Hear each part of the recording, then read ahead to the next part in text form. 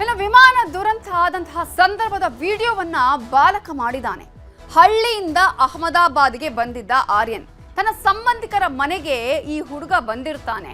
ಆ ಸಂದರ್ಭದಲ್ಲಿ ಈ ಒಂದು ವಿಮಾನ ದುರಂತ ಆಗಿದ್ದು ಬಾಲಕ ಅದನ್ನ ರೆಕಾರ್ಡ್ ಮಾಡಿದ್ದಾನೆ. ಇದರ ಬಗ್ಗೆ ನ್ಯೂಸ್ 18 ಜೊತೆಗೆ ಆ ಬಾಲಕ ಮಾತನಾಡಿದ್ದಾನೆ. ಆರ್ಯನ್ ಏನು ಹೇಳಿದ್ದಾನೆ ನೋಡೋಣ.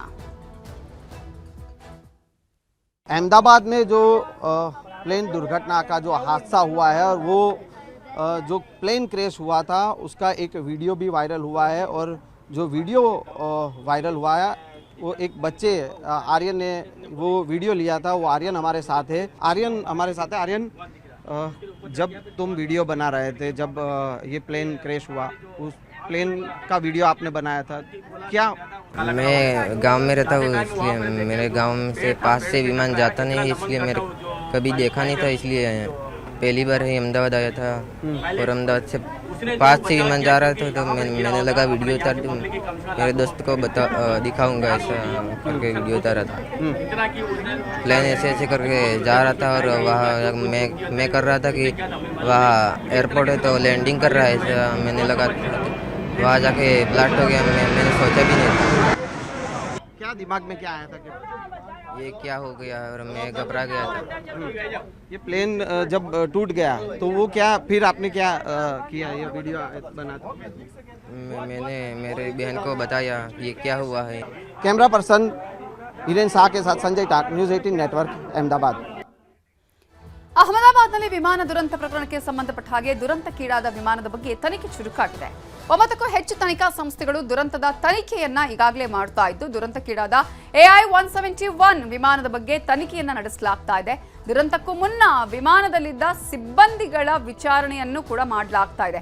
ಯಾರ್ಯಾರಿದ್ರು ಹಿಂದಿನ ಪೈಲಟ್ಗಳು, ಹಾಗೆಯೇ ಸಿಬ್ಬಂದಿಗಳು ಯಾರ್ಯಾರು ಇದ್ರು, ಆ ಸಂದರ್ಭದಲ್ಲಿ ಇದರ ಕಂಡೀಷನ್ ಯಾವ ರೀತಿಯಾಗಿತ್ತು, ಏನಾದರೂ ಸಮಸ್ಯೆಗಳಿತ್ತ, ಅದ್ರ ಬಗ್ಗೆ ಏನಾದರೂ ಈ ಹಿಂದಿನ ಮಾಹಿತಿಯನ್ನ ಕೊಟ್ಟಿದ್ರ, ಅದು ಫ್ಲೈ ಮಾಡೋದಕ್ಕೆ ಸರಿಯಾಗಿ ಇತ್ತ ಅನ್ನೋದ್ರ ಬಗ್ಗೆ ಕೂಡ ಕಂಪ್ಲೀಟ್ ಆಗಿ ಈಗ ಅವರ ವಿಚಾರಣೆಯನ್ನು ಕೂಡ ಮಾಡ್ತಾರೆ.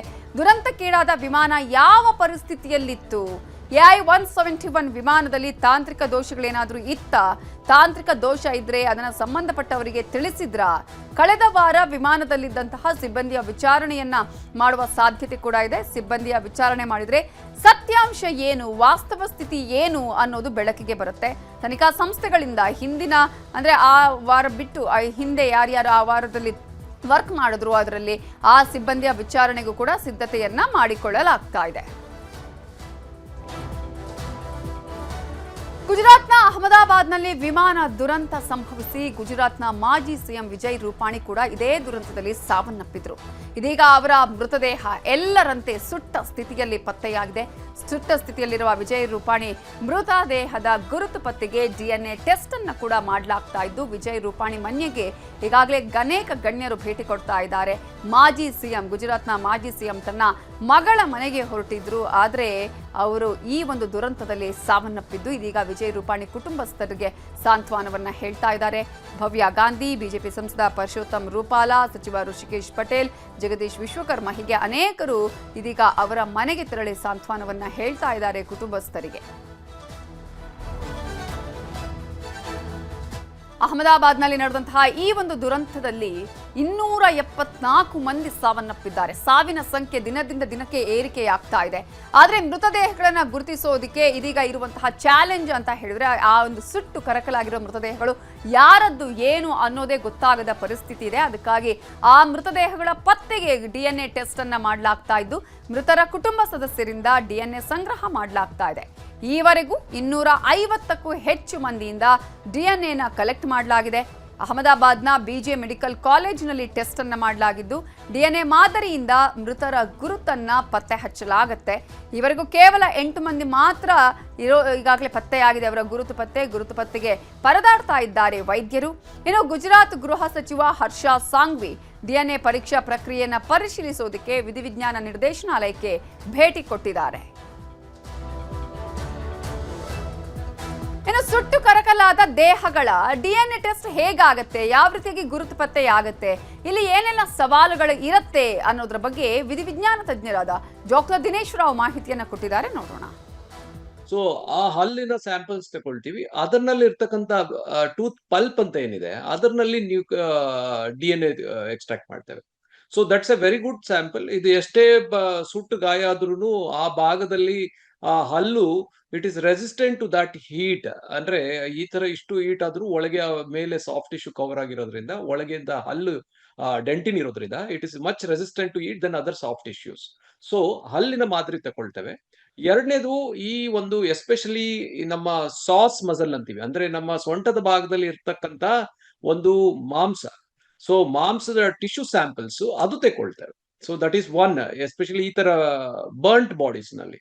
ಅಂಡ್ ಮೂರನೇ sample even long bones, even sternum ಆಗ್ಲಿ, ಇವನ್ ನಮ್ಮ ಥೈ ಬೋನ್ ಅಂತ ಏನಿರ್ತೀವಿ ಅದರದ್ದು ಒಂದು ಕಟ್ ತಕೊಳ್ತೀವಿ. ತುಂಬಾ ಚಾಡು, ತುಂಬಾ ಕರಕಲಾಗಿಟ್ಟಿದೆ, ಕೈ ಕಾಲೆಲ್ಲ ಸುಟ್ಟು ಇವನ್ ಬೂದಿ ಆಗಿದೆ ಅಂದಾಗ ಆ ಭಾಗದನ್ನ ಬಿಟ್ಟು ಬಟ್ ಹಲ್ಲಿನ ಮಾದರಿಯನ್ನು ನಾವು ತಗೊಳ್ತೇವೆ. This are the samples usually we collect in such cases. ಇನ್ನೊಂದು ಏನಾದರೂ ಇವರು ಫಾರ್ ಎಕ್ಸಾಂಪಲ್ ಈ ಡೆಂಟಲ್ ಇಂಪ್ಲಾಂಟ್ಸ್ ಅಂತೀವಿ, ಡೆಂಟಲ್ ಇಂಪ್ಲಾಂಟ್ಸ್ ಮತ್ತೆ ಬಾಡಿನಲ್ಲಿ ಬೋನ್ ಇಂಪ್ಲಾಂಟ್ಸ್ ಅಂತೀವಿ. ಯಾವ್ದಾದ್ರು ನೋಡಿ, ಈಗ ಹಾರ್ಟ್ ನಲ್ಲಿ ವ್ಯಾಲ್ವ್ಸ್ ಆಗಿರ್ತಾರೆ, ಅದು it is resistant to heat. ಇಲ್ಲ ಅಂದ್ರೆ ಈ ಏನಾದ್ರು ಫ್ರಾಕ್ಚರ್ ಆಗಿರುತ್ತೆ, ಫ್ರಾಕ್ಚರ್ ಆಗಿದಾಗ ಒಂದು ರಾಡ್ ಹಾಕಿರ್ತಾರೆ, ಇಲ್ಲ ಹಲ್ನಲ್ಲಿ ಕೆಲವು ಇಂಪ್ಲಾಂಟ್ಸ್ ಹಾಕಿರ್ತಾರೆ. ಅದರದ್ದು ಏನಾದ್ರು ಡೆಂಟಲ್ ಡೇಟಾ ಅವ್ರ ಮನೆಯಲ್ಲಿ ಇದ್ದಾಗ, ಪ್ಲಸ್ ಇಲ್ಲಿ ಆಪರೇಷನ್ ಮಾಡಿದಾಗ ಏನೋ ಒಂದು ರಾಡ್ ಹಾಕಿದ್ರು ಅವರ ಕಾಲ್ನಲ್ಲಿ, ಆ ರಾಡು ಈ ಎಕ್ಸ್ರೇ ನಲ್ಲಿ ಬಾಡಿ ಎಕ್ಸ್ರೇ ಮಾಡಿ ತೆಗೆದಾಗ ಆ ರಾಡ್ ಕಂಡು ಬಂದಲ್ಲಿ ದೆನ್ ಅದು ಒಂದು also will be a type of identification. ಅದರಿಂದನೂ ನಾವು ಐಡೆಂಟಿಫೈ ಮಾಡಬಹುದು. ಅಲ್ಲದೆ ಬಟ್ ಏನಾದ್ರೂ ಈಗ ಯಾವುದೇ ಬಾಡಿನಲ್ಲಿ ಫಾರ್ ಎಕ್ಸಾಂಪಲ್ ಒಂದು ಬಾಡಿನಲ್ಲಿ ರಾಡ್ ಸಿಕ್ಕಿದೆ ಅವರ ಕಾಲ್ನಲ್ಲಿ, ಆ ರಾಡ್ ಇತ್ತು, ಆಪರೇಷನ್ ಆಗಿತ್ತು ಅಂತ ಮನೆಯವ್ರು ಏನಾದ್ರೂ ಒಂದು ಡೀಟೇಲ್ಸ್ ಸಬ್ಮಿಟ್ ಮಾಡಿದ್ರೆ ಆವಾಗ ಆ ಬಾಡಿನಲ್ಲಿ that it will be a corroborative, that means possibility that this person belong to that family.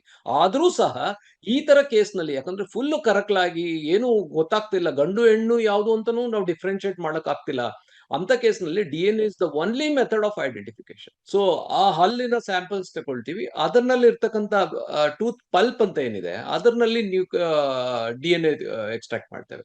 So that's a very good sample. ಇದು ಎಷ್ಟೇ ಸುಟ್ಟು ಗಾಯ ಆದ್ರೂ ಆ ಭಾಗದಲ್ಲಿ ಆ ಹಲ್ಲು it is resistant to that heat. ಅಂದ್ರೆ